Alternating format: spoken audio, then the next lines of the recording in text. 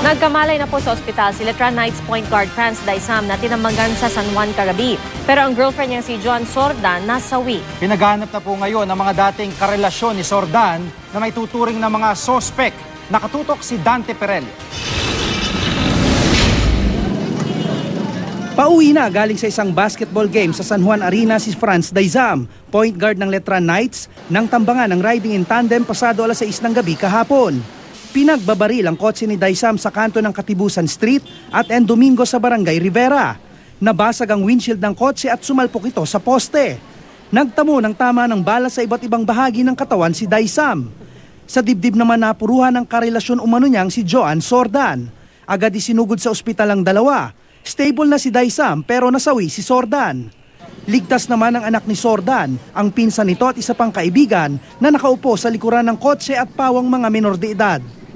Intact yung gamit at wala namang kinuha. So talagang ang motibo dito is hasaktan sila o pinagplanuhan na gawan ng masama.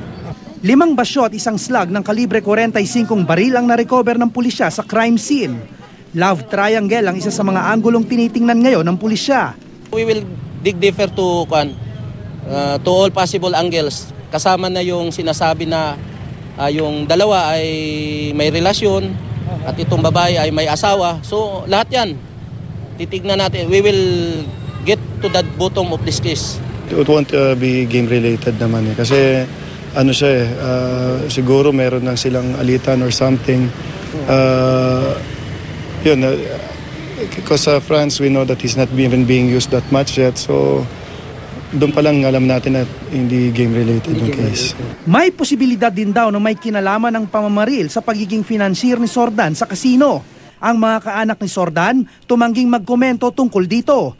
Nakausap na raw ng pulisya ang lalaking nagpakilalang asawa ni Sordan nang sumugod ito sa hospital kagabi. Pero di mo na ito idinitalye. Sabi niya, sir, hindi daw professional yung tumira. At sabi niya, sir, parang mamukhaan ko eh. Kaya lang, hindi ko muna pinilit dahil under stress siya. Pinaghahanap na ngayon ng mga otoridad ang dating pulis at dating basketballista na nakarelasyon umano ni Sordan na itinuturing na ngayong mga sospek. Dante Perello, Nakatutok, 24 Oras.